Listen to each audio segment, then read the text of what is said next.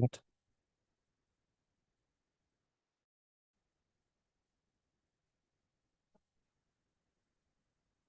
Oh man. Oh wait, no, we are live.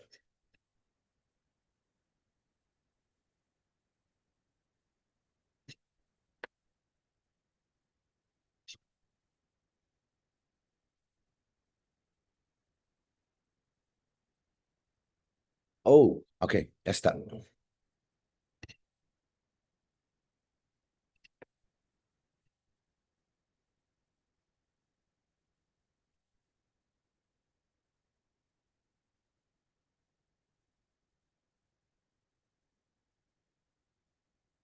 Okay. Woohoo.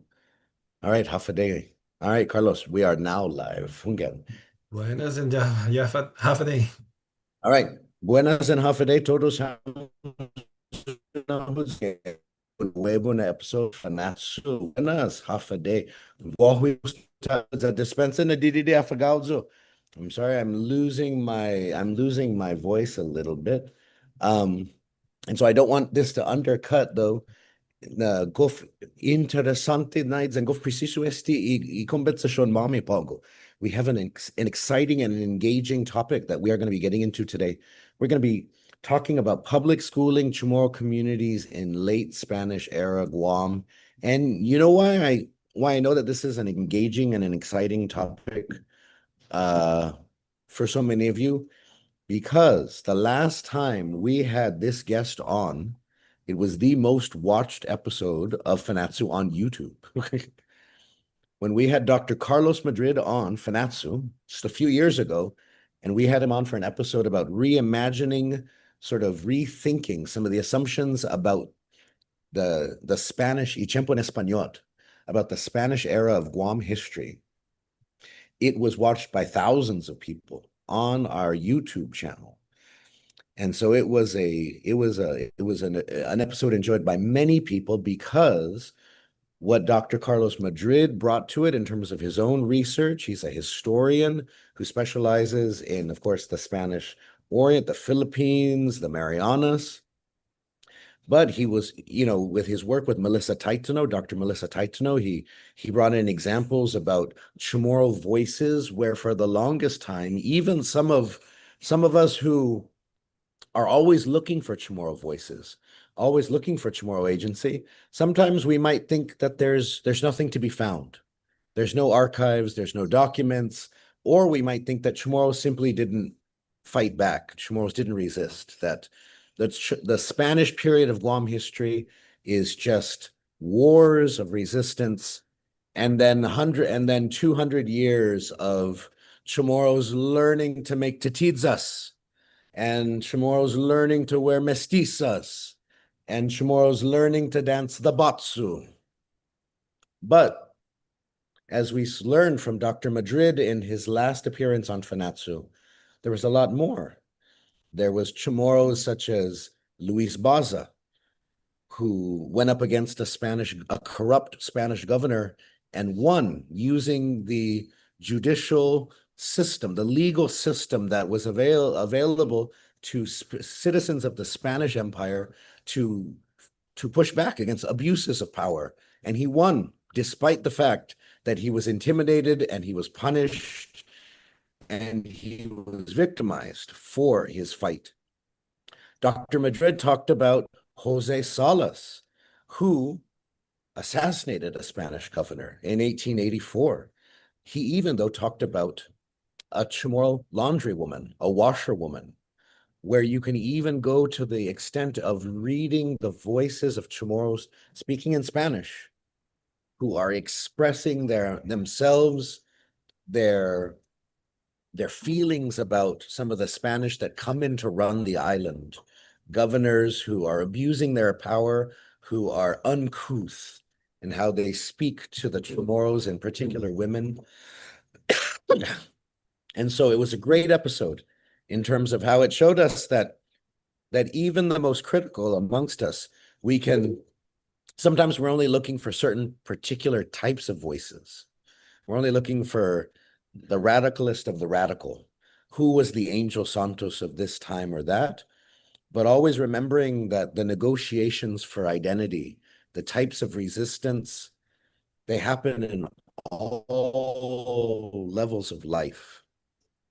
Agency is something that is always taking place. And so I'm so glad to have Dr. Carlos Madrid back again so that he can continue this discussion, but now talking about public education and Chamorro teachers in the late Spanish period on Guam. And so, Sidus Masi Carlos. Algo Sidus Mas. más, algunos sillos más, Dr. Bebacqua, Miguel.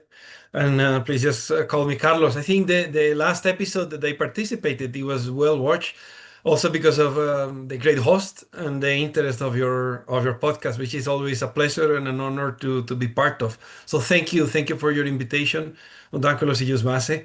And yes, as you mentioned, I mean, in this dialogue, I think we could also see it as a continuation of that previous one, in which it's aligned in the sense of this kind of a mission to try to bring back to contemporary mindsets the the that era of the 1900s, the late, if we were to balance it or compare it with different colonial periods, with the late Spanish era, no, with the late 1900s, and by all means, it's a period of time that is much closer to us, to contemporary Guam or to the contemporary Marianas than we could think. You know, there's a structure of government. There is an asymmetrical, you know, there's a kind of a colonial relationship, very clear in the 1800s, by the way. It was undeniably a colonial setting. But at the same time,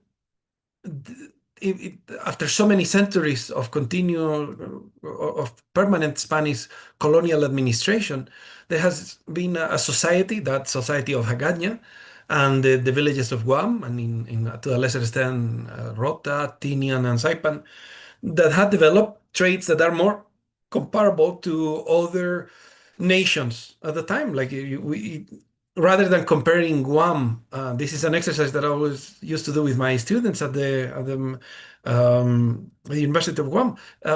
Rather than comparing to other islands of Micronesia, which it wouldn't be wrong, historically, when we talk about political science or society and cultural conditions, we could compare it more with places like Puerto Rico, places like the Philippines, places with the multiple islands, or places like Cuba.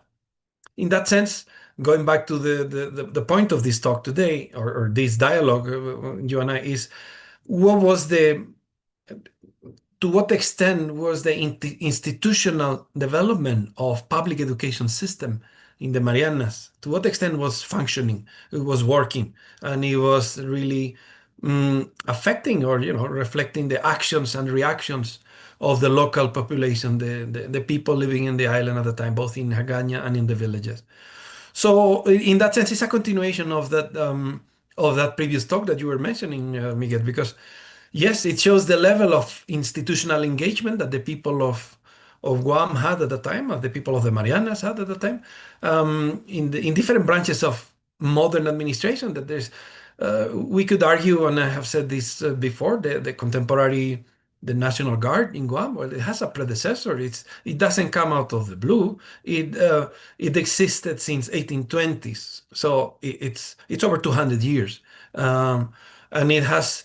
It used to have regulations and practices, and Chamorros were very active in military service and very skillful, actually, extremely skillful in marksmanship, for example, one of the stunning virtues that they had at the time. But today, in particular, well, we're talking about one of those branches of modern governance or modern society, modern or Western, or whatever term we're going to use is going to be somehow loaded one way or another. But just cope with me in that sense. No, it's the public education system. It's a very distinctive feature of Western societies, and it's very recent actually. It dates from the mid 19th century, from the 1850s, 1860s. Prior to that, of course, in pre-colonial times, I think it goes without saying, like, there were education. The youth was being educated by the elders in both pre-colonial Chamorro society, in the different levels of society, in the different islands of Micronesia. There were forms of transmitting knowledge, training, memorizing, etc. With the arrival of the Christianization of the island, the conquest, the colonial imposition, and the development of a form of Western governance, which was based on the Spanish laws of the Indies, where the laws of the Indies, if I can just open this brief parenthesis, imply that three sets of laws.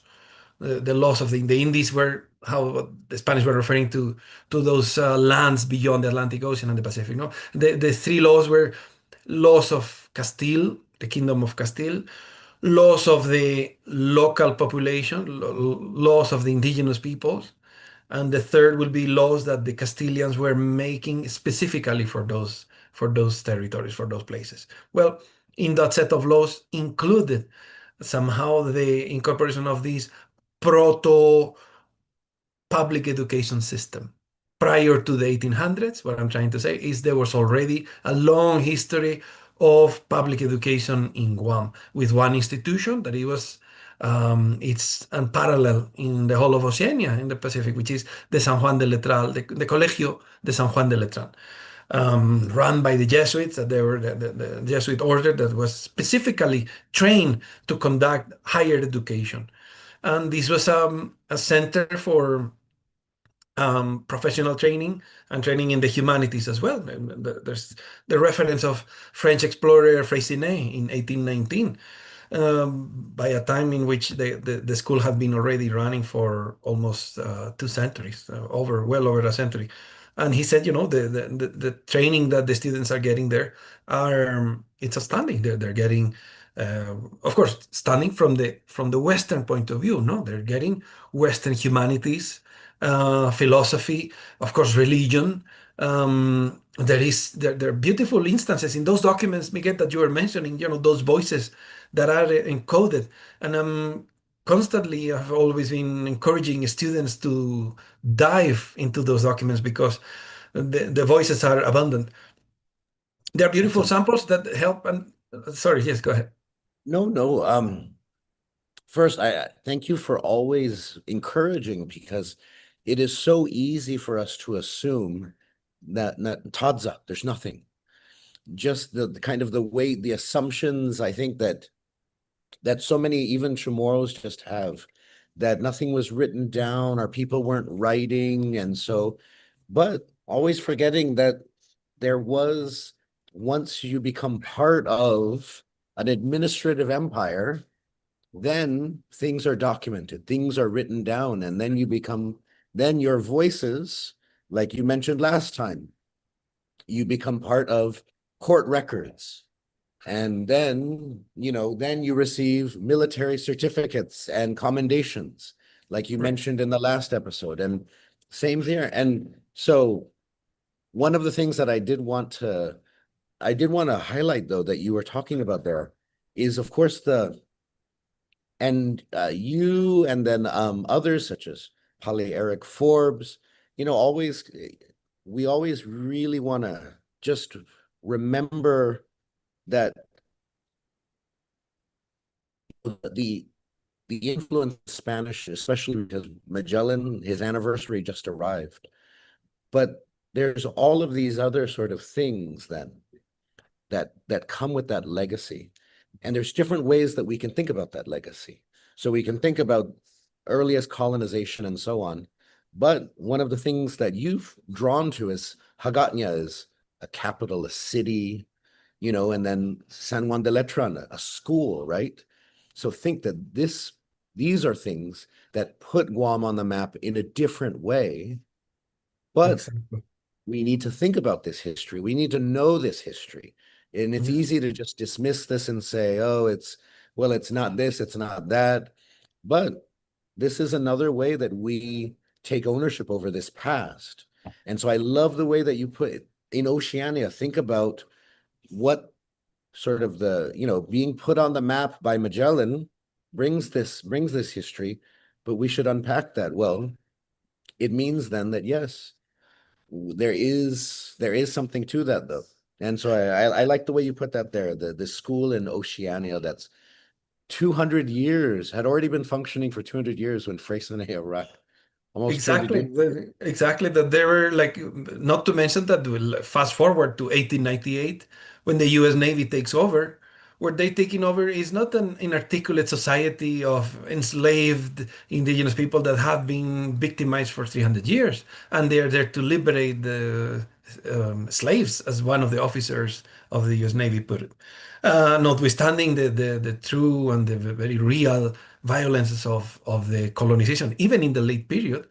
And what they encounter in 1898 is a very highly articulated society that is full of aspirations, that they're demanding and expecting. It's a society that has been nationals of a country for over 200 years.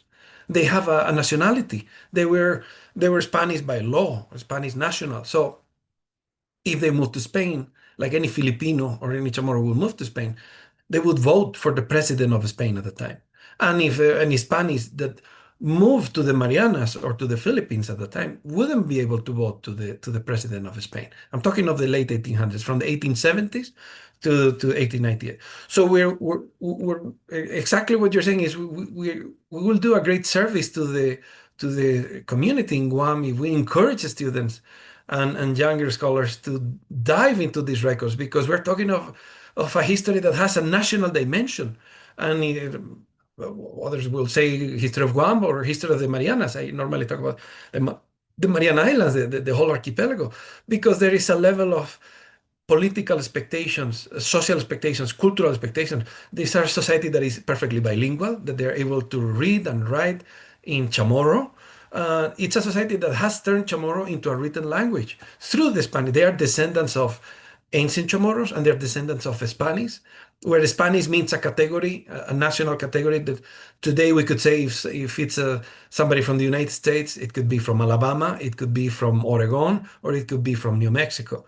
At that time, being Spanish could be you're from the Philippines and you are Bisaya, or you are from Puerto Rico and you're Boricua, etc. So yes, there's a society that has a clear understanding of what they are entitled to, because the society that they live, the city that they live, the institutions that they run have been run by generations already of their own people.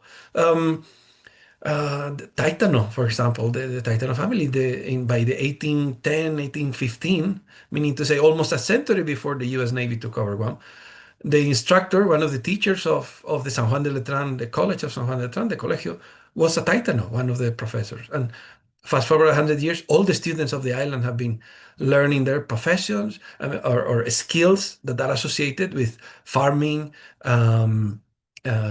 agriculture, blacksmithing, bookbinding, etc. Um, in that sense, understanding that we are seeing that we need to recover that kind of institutional continuity. The students and the schools of nowadays Guam, and the teachers who I know many of them, and they're is really heroic, because the mission that they have and the resources is not always commensurate. No, the importance of their role. But of course, going back to the 1800s, in the late 19th century, it was a different setting than nowadays. There were segregation of gender, for example. There was something that today we consider, and rightly so, it's normal. In the 1800s, it was not yet.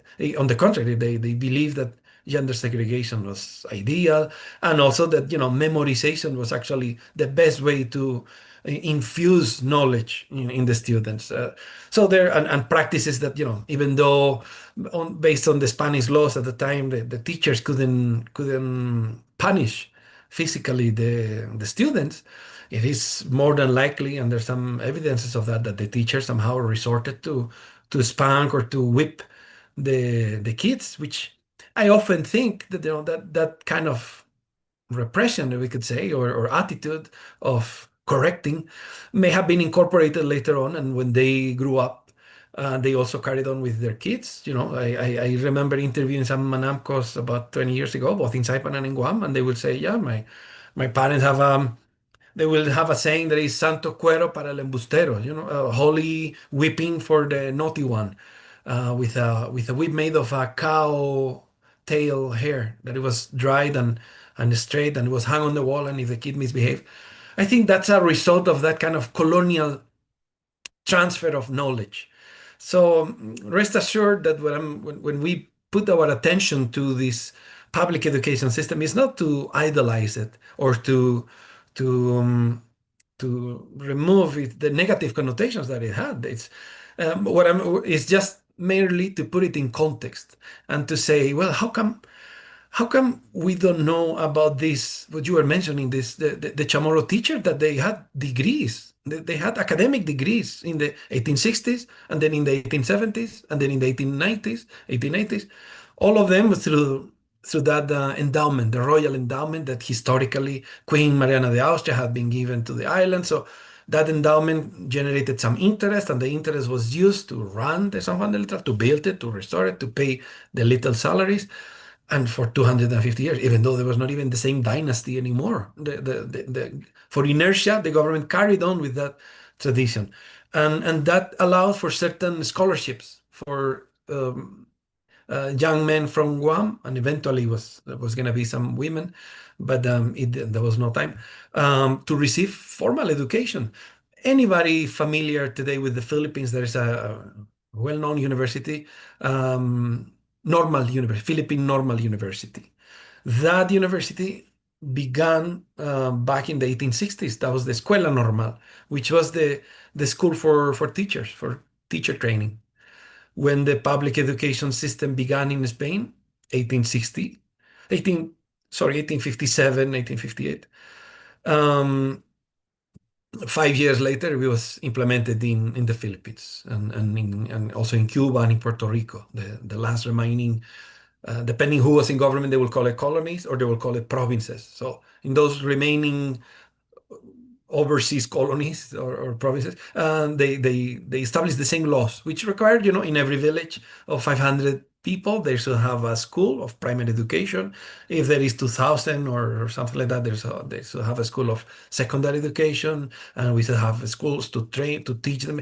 Schooling should be universal and free and mandatory, which it's also a change in the practices and in the Marianas since the 1600s. Education, or what we will call Western education, was not mandatory. Whoever wanted to attend, or depending on who was the governor at the time, will be implemented more strictly or not. But since the 1860s onwards, there was this expectation that every kid in between, I think it's 6 and 11, 6 or 12, will have to attend school. And there will have to be a school building for every village, and two of them in Agaña, which already had the school for the San Juan de Letrán, which was the greatest school, but another one for boys and another one for girls. That implied, and we could venture, that implied also some kind of pressure for the parents, being used to it's kind of it creates a whole new dynamic. Who's going to take the kid to the school? Who's going to take care of the kid? How is the kid going to be fed? Is it going to be a safe environment? What is it? Why do we have to do this? Remember, there's in a colonial setting in which they don't choose the laws. This law was not decided upon; it was just imposed. So it's a sign of modernization, and at the same time, we could think that is a new layer of a colonial reality at that time. But picture that, yeah, for every in Inarajan there was a school for boys and for girls. Oftentimes was the same building, normally made of wood with a higai or nipa hut, divided in two. In one room was the girls, in one room was the boys. In Humatak, in Agat, which was, by the way, the biggest, the most important, to me, the most important town of Guam, because Hagaña was undoubtedly, it was a Spanish city, no, is the capital, but Hagat is the largest town inhabited by Chamorro people, and away from the government, actually, like literally away, and very close to the port, which means closer to the outside world. So the dynamic of Hagat and Sumay, it's quite interesting. But anyway, I'm diverting from the topic. No, no, thank you. There's so much to talk about. There's so much, and a few people are very intrigued. Some people are already sharing some experiences that they've seen those whips. They remember those whips from when they were young. And so um now one thing though that I wanted to highlight though, because I know I'm going to get some comments about this. It's important though, you know, for me, we want to understand our history as best as possible, especially from the Chamorro perspective. One of the problems that we face today is that our understanding of the Spanish period is heavily influenced by the American perspective. The idea that the Americans came in and the Spanish were one way, the Americans were a different way. And the funny thing is, if you don't understand what I'm talking about, in the early American period, one of the assignments that children would sometimes have to write is they would have to write an essay about why the Americans were better than the Spanish. And they would have to write and say that, oh, the Spanish were bad because they didn't do this, they didn't do this. And the Americans were better because they brought us this and they bring us this and they do this for us. And you can see essays of that. They're still in the Micronesian Area Research Center. You can still find copies of that up until today. And so part of the problem is that when we look at the Spanish period, even the Spanish period that touches the times of my great grandparents, for some of you who are older, your grandparents, your great grandparents, right? We have trouble seeing it because we're thinking of it that they were bad because they weren't the Americans, or whatever has come later is better, so whatever they had wasn't very good. And so we have trouble thinking about it in the context. We have trouble understanding for Chamorros at that time. We can't see them because we're too busy thinking of them as being, they're not the noble, savage warriors who resisted heroically against sort of colonization, but they're not us today. And so they're yeah, Yeah, I they think you're they right. dance the baila. And so that's why this conversation is so important though, because that caricature isn't real. That sense of what the Spanish period is like is not particularly real. It's not helpful Yeah. because Chamorros were not ignorant, as Carlos, as Dr. Madrid here has been pointing out. At the time that the Americans arrived, Chamorros were not clueless about the world. They were not clueless about how to govern their island. They were not clueless about anything. And part of it was because, as he's been mentioning, there was already systems, certain systems. And part of it, as he's saying, is the San Juan de Letran, this educational system, which by the 1800s, Chamorros were playing an important part of, and they were getting educated in. And so it's so refreshing to hear because it's so Yeah. easy to just assume that Chamorros must not have been a part of it because you just imagine colonial dynamics, but it's so good to have it's so good to know that there are archives, to have names attached to them, to have voices attached to them. And so yeah, I'm eager to hear more about this.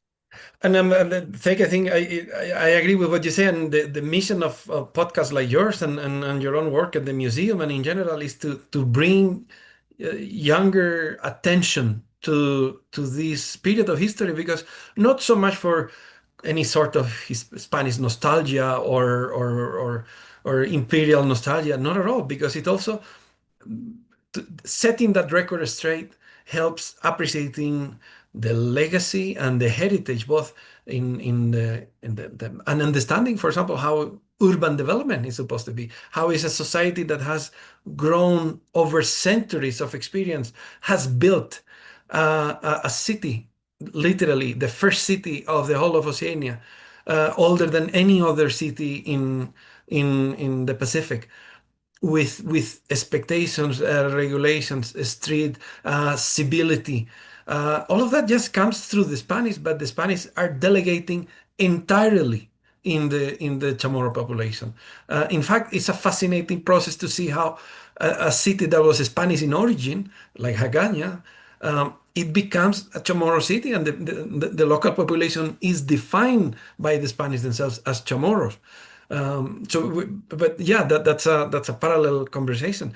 But it signifies that not only the community or the society of Guam in the 1800s had participated in those branches of government. If they have run them, they have taken control of it. The whole island was self-governed, literally. It's just there's a handful of Europeans that are in holding positions of power, and in the case of the governor, completely outdated. You know, they're holding power from the 1600s. It was a scandal even by their own standards in the 1800s. But other than that, the municipal regulations, implementation of law, trials, etc., and schools, all of that is run in an autonomous manner. And so the level of self-governance in disguise or in parallel to the colonial administration is massive. That's why I insist, like when we think of there's a national history of Puerto Rico, there's a national history of Cuba, there's a national history of the Philippines.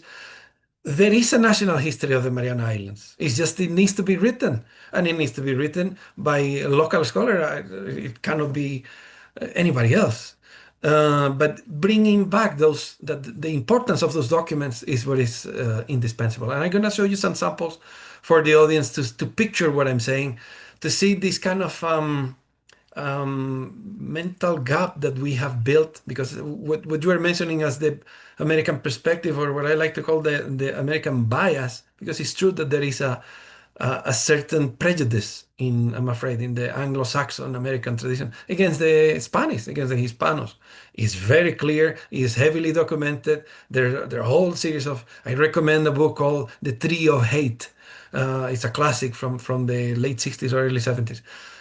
This also applies in the case of the history of Guam, and it has made it more difficult for many people in Guam and the Marianas to relate to their own either ancestry or their own cultural practices, or disregard something. No, that's not Chamorro, that's Spanish. No, that's, oh, well, it takes a Hispano perspective to appreciate that cultures can really merge. The Anglo-Saxon perspective in that sense is very different. They're more racially oriented. The Spanish or Mediterranean experience is completely different, in which that cultural hybridization happens, and very comfortably so. But going back to what I was mentioning, let's put two samples on. What I was saying about this, the bias is also how can we push younger scholars or students to go into the archives?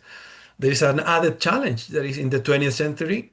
The two languages spoken in Guam, which were Chamorro and Spanish, virtually disappeared, almost disappeared.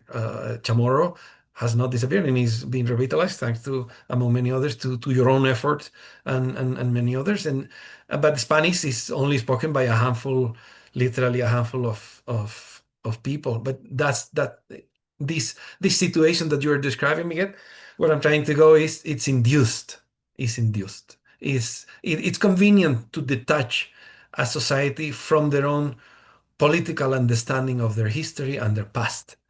Mhm. We all have heard of Hagaña, and here I go with my samples. No, we're familiar seeing Hagaña, or San Ignacio de Gaña, to say the full name. Let's remember that it's a city that is founded in 1686. It's literally the first city in the Pacific. We are only we can only see it and in black and white photographs, in fragmented memories, in the memories of the Manamco that they have said they we used to do this, we used to do that. Manamco that sadly are leaving us.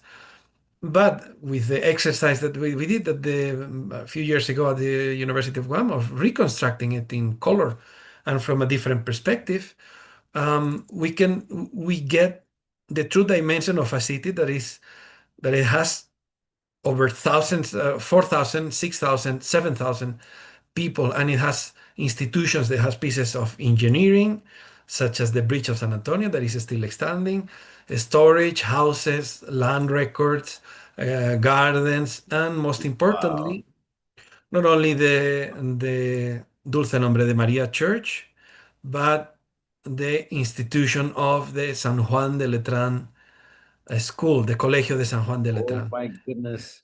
unprecedented in any other setting. Imagine this setting, Miguel. what the Jesuits, the Spanish Jesuits, were doing is choosing the sons of the chiefs. We're talking of the early, let me go back to the very early colonial times, the late 1600s, when the military conquest has ended and the reduction has taken place and the surviving communities have been they're settled in Western style villages, the chiefs remain because it may not have been written like that, but it's just natural phenomenon. The chiefs are going to retain their authority. It also fits with their own with the Spanish understanding of who's in control. They call it los jefes naturales. It's the natural order. Who are the chiefs? So the sons of the chiefs, one for every village, will receive a scholarship to be trained in the San Juan de Letran school for a number of years. The San Juan de Letran school had not only, as we mentioned, training in music and humanities, reading, writing, etc., but they also eat there, they sleep there, and they were receiving training on how to manage cattle in the village of Toto. There was a farm that belonged to the San Juan de Letran. There's a beautiful episode in which the governor is trying to take control of the farm, and then the priest running the school doesn't want. So the Toto farm is where the students of San Juan de Letran were getting their knowledge. So That, oh, first of all, Govza Huanona Letrot, that was just a beautiful picture. Especially as somebody who has seen so many pictures. And of course, I remember the drawing from the Freycinet expedition of the San Juan de Letron, but then to see it like that in a more three-dimensional representation, but also to see it in the context of the entire capital, and then to just it's uh it's yeah, it took my breath away actually to just to imagine it gives the mind a canvas upon which it can paint.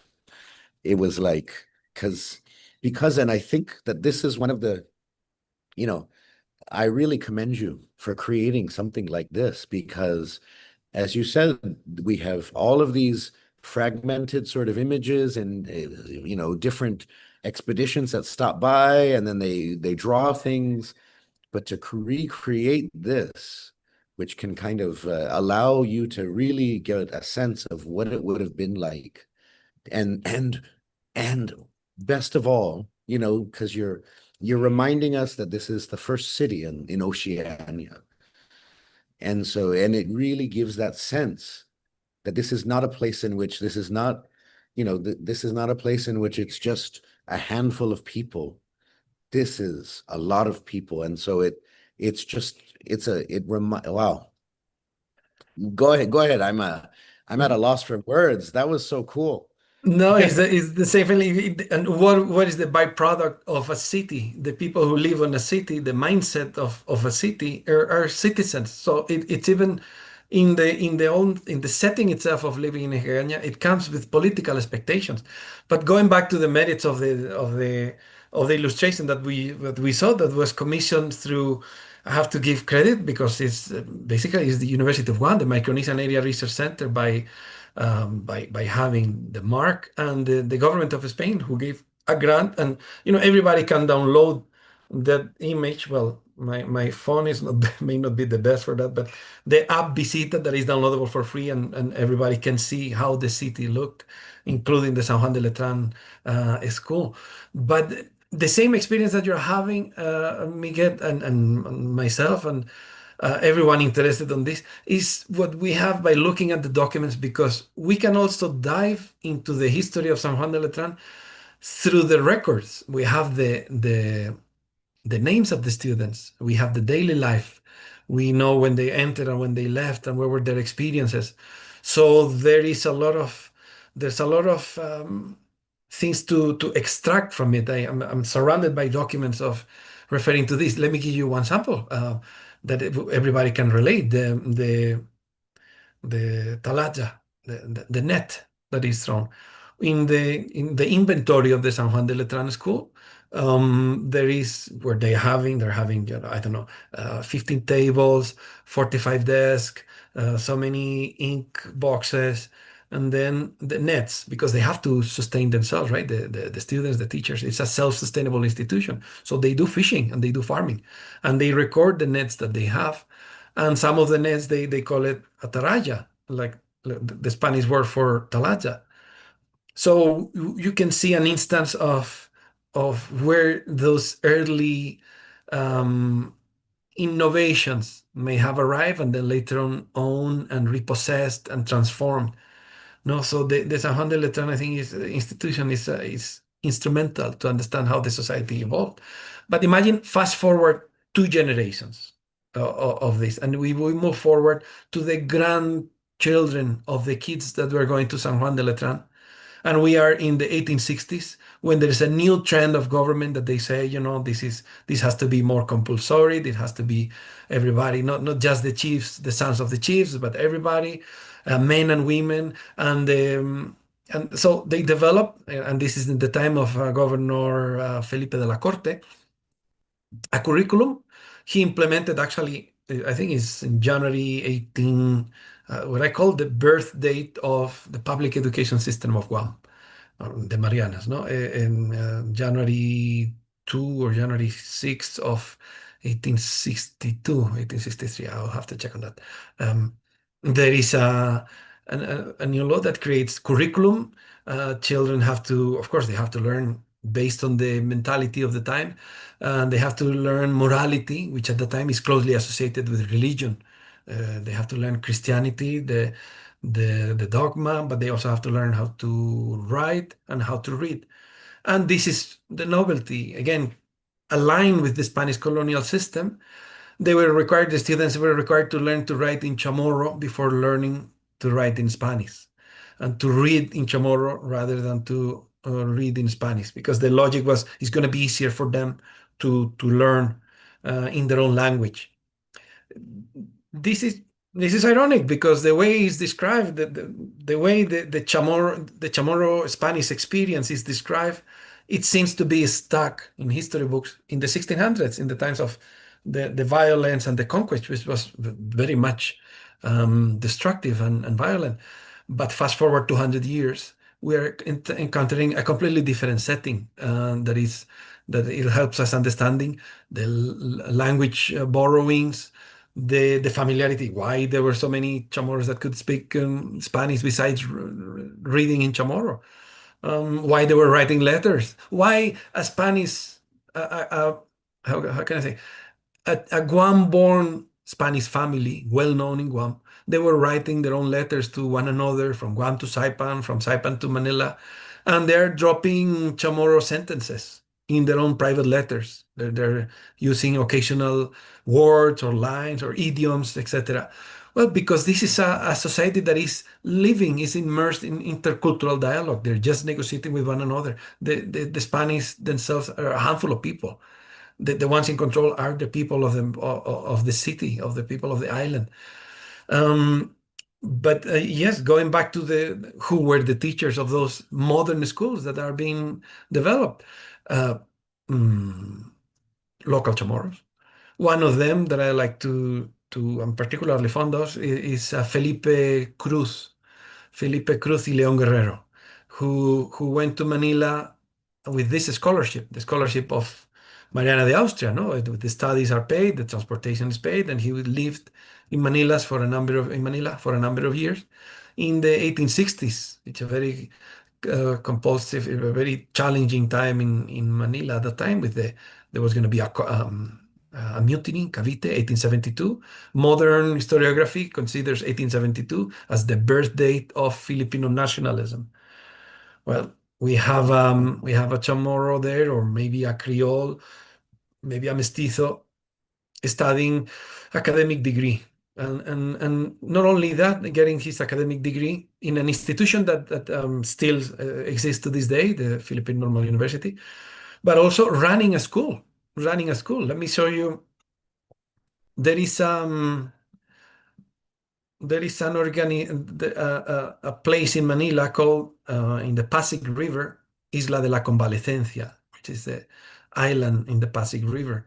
On it, there is a hospice, a place for, well, I think in English it's not the same, a place for orphans and a school. That school has existed since the 1810 and it's still open. And I just visited not so long ago.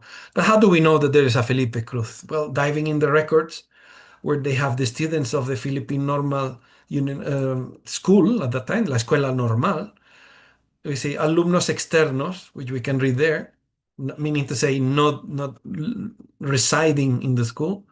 There's Antonio Montealegre, Peninsular, Santiago Sanz, Peninsular, meaning to say from Spain, and Don Felipe Cruz de Agaña en las Islas Marianas. So his final grades, these are outstanding, outstanding. The final grade of Don Felipe was regular, modest, but nonetheless, he got the degree that he needed. And we know that he ran the school of the Hospicio San Jose. And how do we know that? Because there is a record, there is a document in which, at the margin, this is the margin of the document, very little.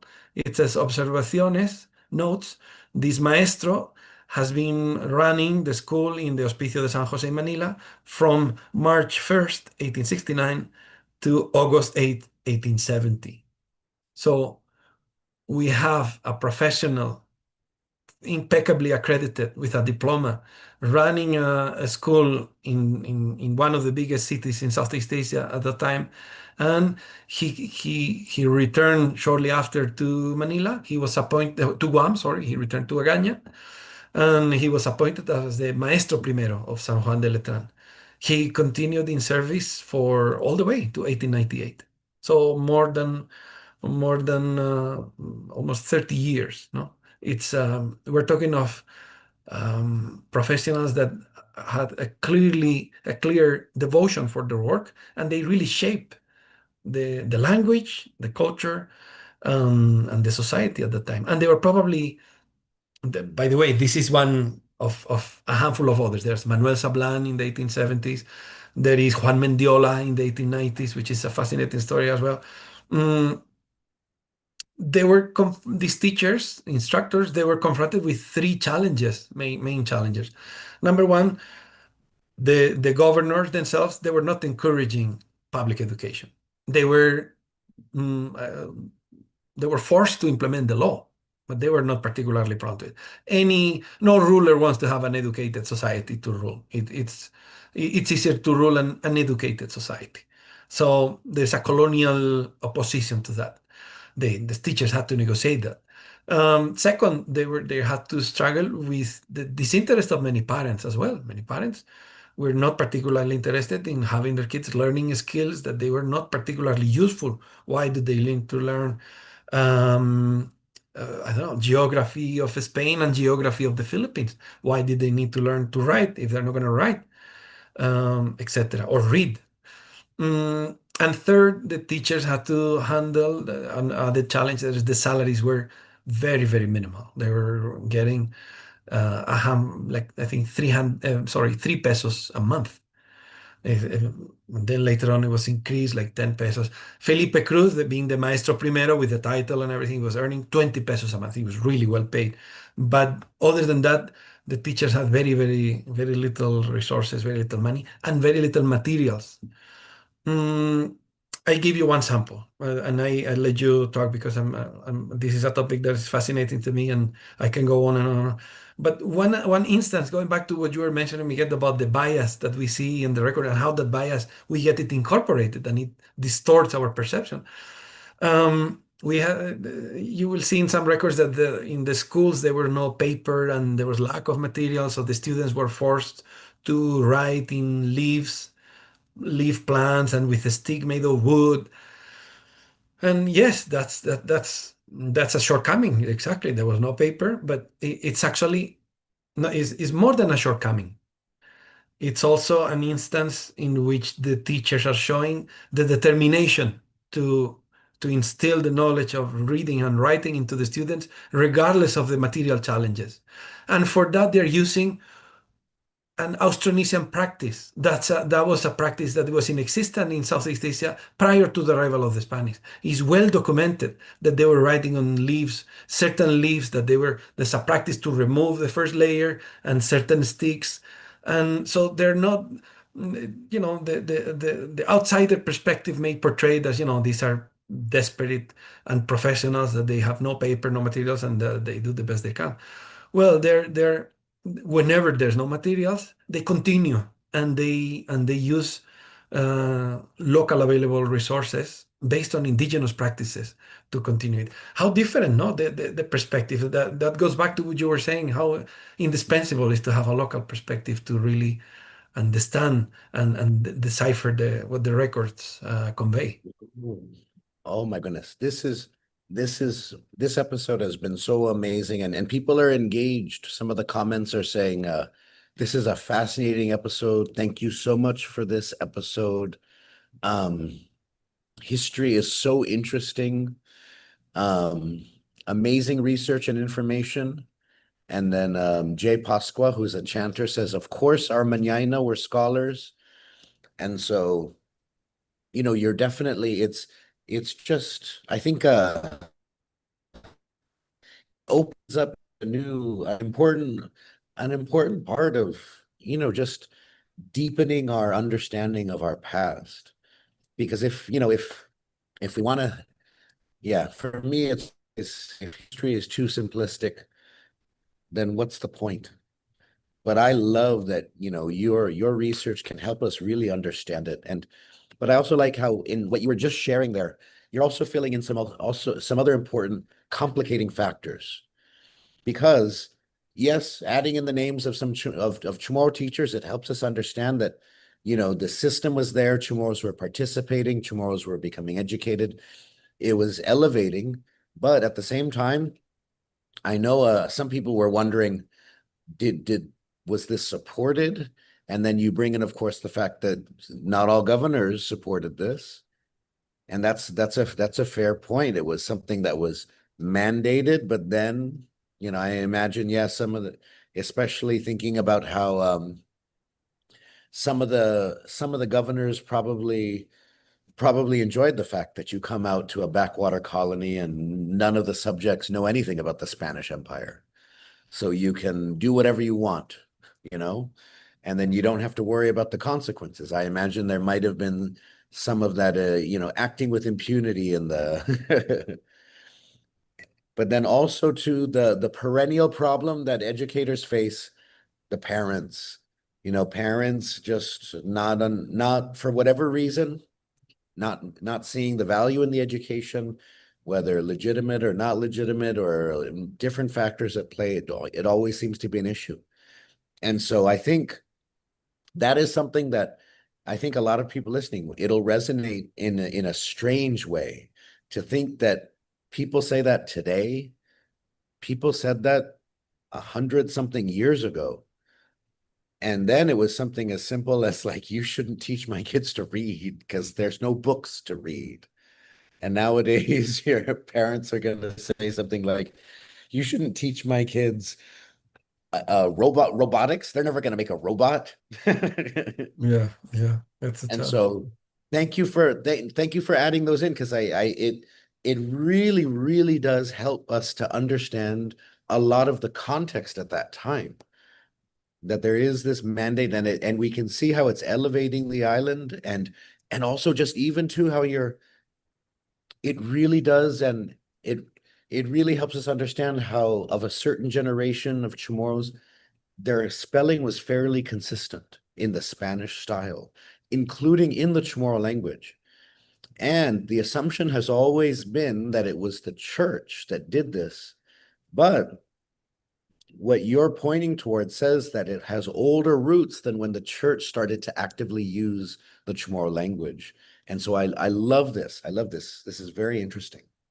Well, thank you, and I think it's opportunities like your podcast that make it available, and the fact that the Guam has the Micronesian Area Research Center and the University of Guam for the students to go to learn more, and I cannot emphasize it enough. The more we can encourage them to go, the better, because there's a whole world of unknown episodes, characters, individuals that are worthy of remembering, and we're only scratching the surface.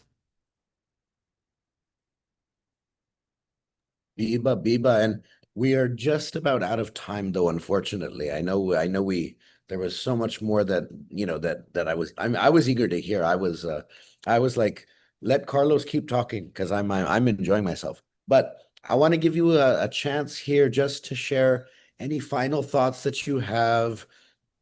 Um, if you wanted to promote, research that you have coming up, or any final sort of like lessons that you've learned from this, or because you've been sharing a lot of ideas too, but if there's any sort of epiphanies that you've had from this, but Well, use this as a chance to share any and your concluding thoughts. thank you. I appreciate this, and only to reiterate the gratitude for this opportunity to share and to have this dialogue with you. I know this is a collective work, but there are many scholars in Guam and in the Mariana Islands that are addressing this.